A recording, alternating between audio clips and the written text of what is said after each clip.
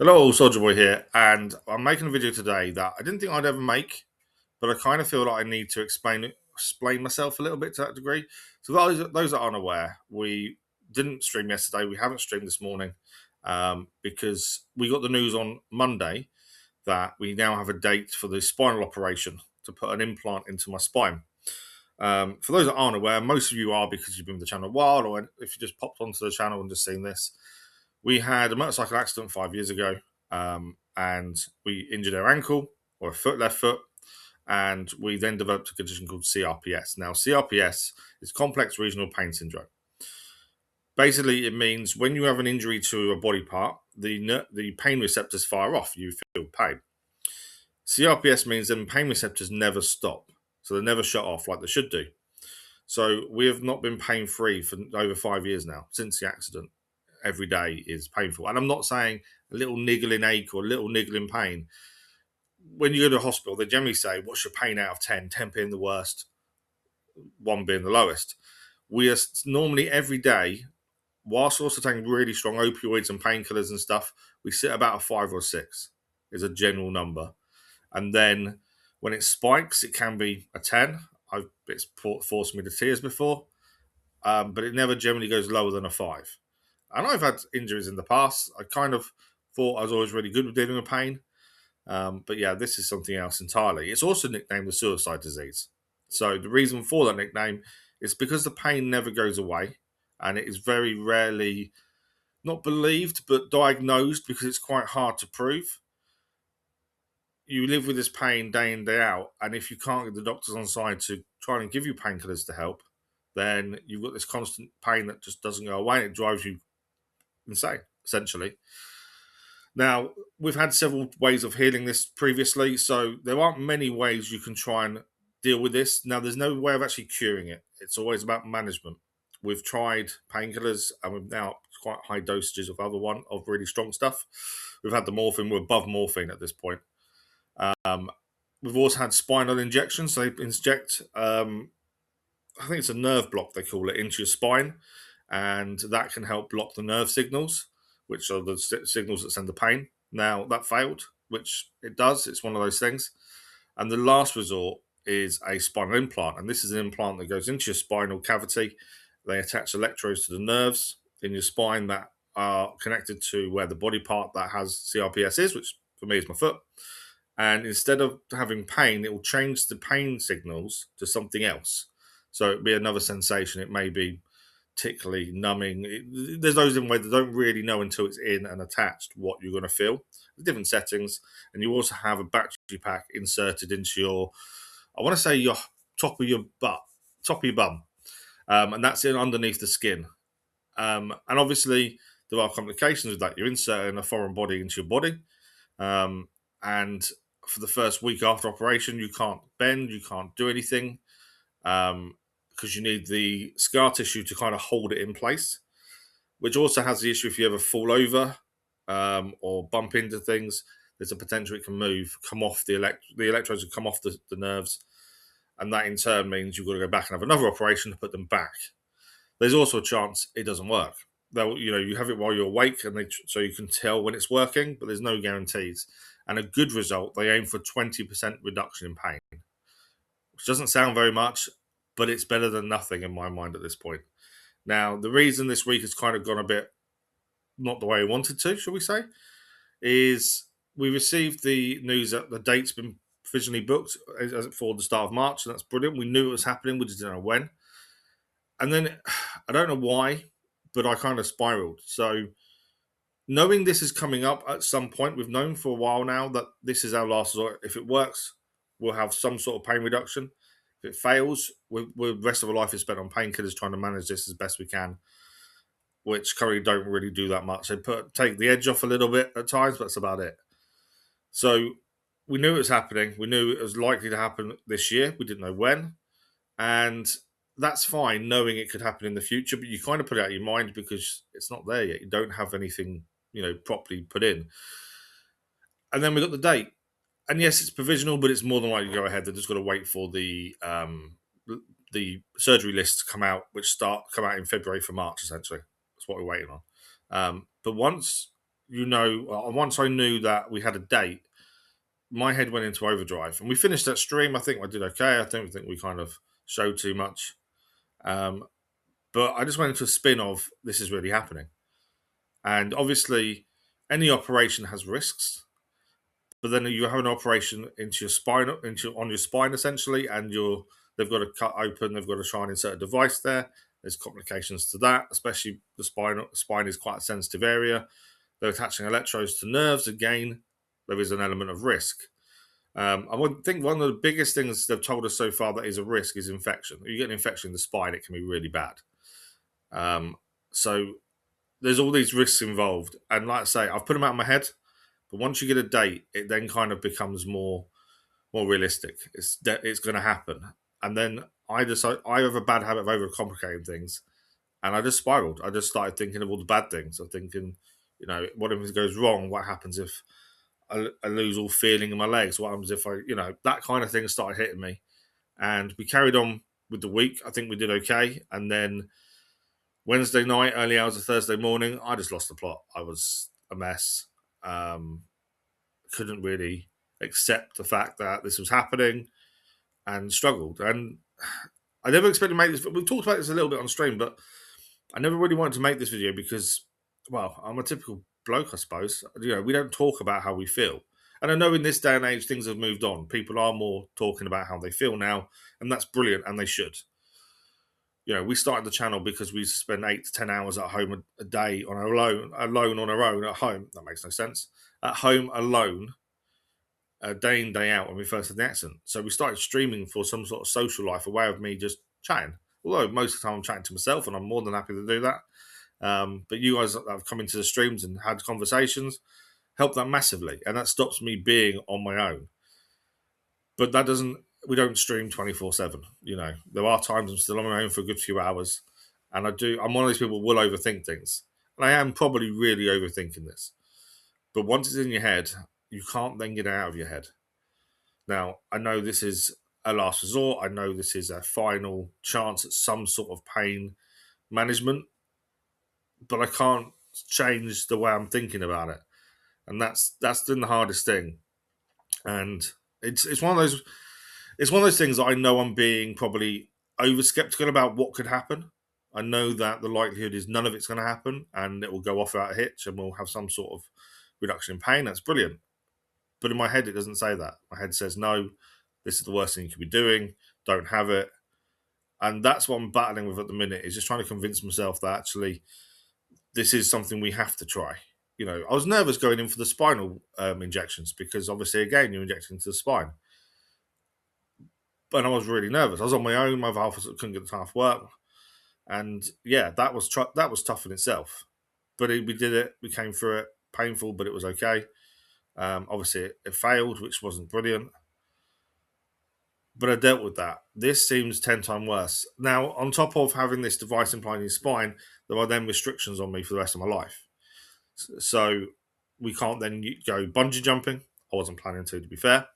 But you can't go parachuting. You can't go on certain roller coasters because the force of different things can cause the device to move or the electrodes to come off, and that requires an operation. So there's certain things you can't do for the rest of your life because it will cause issues. Obviously, you've then got a battery pack that's inserted into you. You charge that via a magnetic belt, which is fine. But every 10 years, I think it is, you have to have that battery replaced. So that's another operation every 10 years. You're then always going back to the hospital for checkups.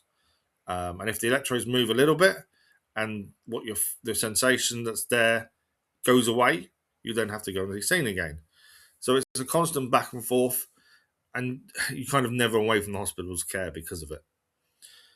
And all these things kind of blow up, and yeah, I'm struggling, and I never thought I'd actually admit that. To be fair, it's one of those weird things that I know, like I say, that I'm being over dramatic. I'm thinking too much into it. I'm overthinking it. But once you're in your own head, it's difficult to get out, and that's the thing I'm battling with at the minute.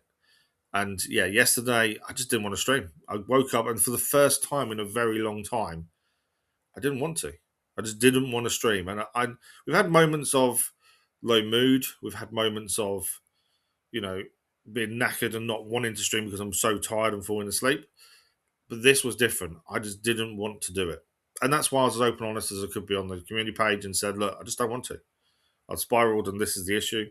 But I couldn't really explain it as much as I wanted to anyway. Um, and I just can't get round that feeling of I'm done kind of thing. Um, I don't want to be under the care of the hospital for the rest of my life. I don't want to be on painkillers for the rest of my life.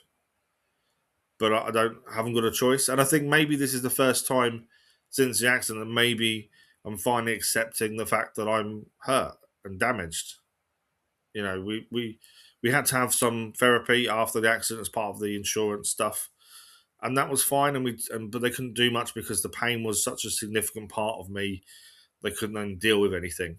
You know, they were trying to deal with the low mood, but again, the pain is causing that. And if you don't deal with the pain, you can't deal with the low mood. And it's kind of just kept going and going. And I just think this is the build up just coming out in the end. And yeah, I don't know. I don't have an answer. I didn't want to talk about it, to be fair, but it's easier to talk about it like this for me than, and I never thought I'd say that, admittedly, but it's easier to talk about it like this than it is to write it down. You know, I've always been someone that um, I was can talk about something quite openly and honestly, but writing it down becomes really hard. So I just thought this was easier. I just wanted to explain a little bit.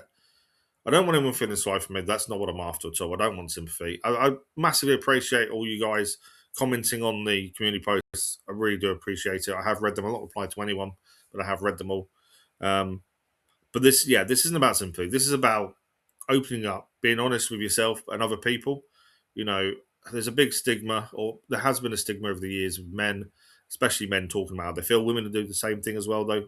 Women will hide what they're feeling, and it is bad because I'm one of those people that bottle everything up, and when it comes out really badly. It will come out in a massive thunderstorm of emotion, and this is what happens. You spiral. I've spoken a little bit to my other half about it, but not fully. It's it's hard because you're in a relationship with someone who's also got to care for you, and that's the hardest thing I'm dealing with as well. Because I never wanted her to be my carer. She's my partner. I don't want her to have to help me out of the shower when I want to have a shower. I want to be able to have a shower when I want to have one, but I can't. I've got to wait for her to be home. You know, I hide from her the times I fall over when she's not around, when my legs go or my ankle gives way. Even though I'm on crutches, I still fall over, and I don't tell her that. It came out a while back at physio that happens because I kind of needed to tell her. But yeah, and I don't hide things on purpose. It's more trying to preserve that relationship rather than carer, and that's difficult to try and stay on top of in a lot of ways. I don't know what I wanted out of this video. There wasn't really a reason. There wasn't really an end point of this conversation. I just wanted to kind of explain myself a little bit more. As I say, writing it down is difficult, but talking about it's a bit easier. 5 years ago, I'd never expected to ever do this. I didn't think I'd ever talk to a camera like this. I didn't think I'd ever stream. It was never really in my mindset at all. We made the odd GT Sport video, and that was about it. And as I say, the yearly updates, we've talked about this a little bit. I don't think I've ever been this frank and honest about things, though. And it is tricky. Tomorrow's my little boy's birthday. And I know I need to enjoy it. I'm going to have to take a shed load of painkillers just to go out for the day with them. And obviously, you put yourself through these things for your kids. I'm more than happy to put myself through pain, but then it's hiding that pain as well at the same time. I don't want him to feel that we've got to not enjoy the day as much or stop early because of me. And we've had that in the past where we've gone out for the day. I've really pushed myself. It's taken me 3 or 4 days to recover. But when we're out, he wants to go home because he feels like it's too much for me. And I don't want that on his birthday. But he also wants me there, and I want to be there. And I'm more than happy to push myself. But it's hiding how I'm feeling at that point. That's the hardest thing, I think. So that's going to be a shed load of painkillers tomorrow. Again, which I really don't. Before the accident, I never took painkillers, not even for a headache. I just wrote it out. I didn't see the point in painkillers. And now I'm taking more than I really want to. And the drowsiness that we're having all the time isn't just lack of sleep because of pain. It is also, the sleep apnea is an issue as well. But also on top of that, the opioids are really strong sedatives, essentially. So they also come into play. So it's a never-ending circle. Doesn't seem to end. I feel like I'm letting the channel down. We've grown this fantastic channel in the past 5 years that got to beyond my wildest expectations. We never intended to monetize. We never intended to stream daily. We never intended to make videos every day. And it's grown brilliantly. And, I'm so appreciative of everything that's happened from it. But I now have this issue where I blame myself when I can't keep up and do things. Episodic content now hasn't really happened for quite a while because I'm falling asleep while trying to record or edit. And I'm blaming myself because I can't do it. Because I feel like I'm letting the channel down and you guys down. And I know you guys will say you're not letting us down, you've got to look after yourself. I get all that. But in my head, I'm letting everyone down. And it's stopping feeling like it's tricky. We had a conversation stream a while back. LV's asked us the question, have you ever thought about suicide? And COPS is called the suicide disease because of the pain is that intense. And I was open on this in the stream and said, it comes in your mind. You can't help that. There are times that I do feel that my family will be better off without me because I feel like I'm a burden. And that's a really hard thing to think about, but also then get out of your head at the same time. I'm not, before anyone says anything, I'm not going to go and do something silly. That's not in my mindset. But you do think about it. It has to cross your mind. You've got no way not to. And on the other flip side of that, I'm also hypersensitive to my boy and my other half. So if my other half goes out for the day, my little boy, I worried about them getting into an accident, something happening. My boy walks to school. I'm worried about will he get to school okay? Something going to happen on the way to school. And it's all irrational fears that have been driven by this one accident. I never was a massive fan of sitting in cars. Now it's 10 times worse. I hate being in a car. And yes, I was on a motorbike when I had the accident, but for some reason I just can't deal with that. And I think I think I'm going to have an accident all the time. We have nightmares about crashing a motorbike in all different shapes, way, or forms. And I mean things that are completely overblown, over the top kind of crashes, flying through the air, that kind of stuff, and hitting a tree while you're in midair. It's weird, but that's all born from this. And we've had some therapy, and I can have more if I want to. But I don't know. I don't have an answer. As I say, I just needed to explain myself a bit better, and just kind of explain what's happening and where I am. I think we do a good job of hiding the majority of this from you guys on stream, and not because I don't want you guys to know. More the fact that I just want to enjoy the stream. I don't want to talk about it, and I will always answer questions as honestly as I can do, and I did with the question from LV's. More than I think anyone expected me to answer it. I don't mind that, but I do try to hide how I'm feeling a lot of the time, and it's not just from you guys; it's from my other half, my little boy. I try and be happy for them, join in as much as I can, push through when I have to, but eventually it all does get to you, and when something happens that kind of tips you over the edge, it all then comes out, and then it's difficult for your mind to get into a rational state again. I'm hoping tomorrow, obviously, I'll take a shed load of painkillers and go out for the day with my little boy for his birthday. And hopefully, that's the push that I need to kind of clear my head and get going again. That's what I'm hoping anyway. But it is tricky. This has gone on longer than I wanted it to. I just want to explain.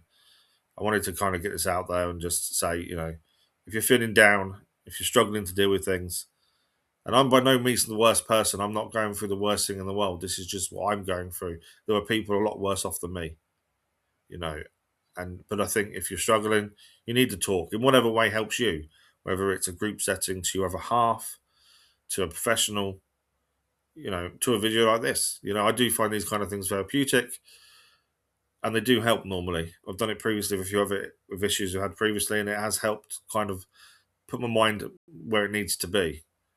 And I've always said I'm quite mentally resistant or resilient, I should say. But it's just knocked me, and I don't know why. But yeah, I'm hoping that this video has the effect it has on me that I needed it to, as well as explain to you guys. I'm okay, but I've just got to deal with this in my own way. And yeah, I'm hoping tomorrow kind of pushes me where I need to be back into the mindset I need to be. and go from there. But yeah, a massive thank you guys. Thank you for listening. I really do appreciate it. A massive thank you for everyone who commented on the post yesterday. I appreciate every single comment you guys have said.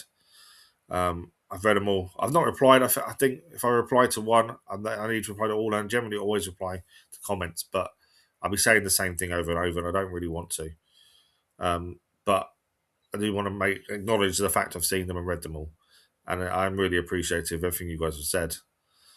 And yeah, all I can say is hopefully next week is a new week. Next week I can be back to normal. Hopefully, schedule will be out on Sunday, and we'll go from there. But a massive thank you guys. I really appreciate all your support. And as I say, if you're feeling down, you feel like you need to talk to someone, do so. Don't hide it. Don't do me. Don't be me. It's always better to talk in whatever way helps you. Whether it is just making a video like this, not necessarily posting it online, but make a video. Talk about what you're feeling. And it can be really helpful. That's the thing. But a massive thank you guys. I'm going to go. Thank you for watching. Thank you for listening. And hopefully we'll see you in a live stream very soon.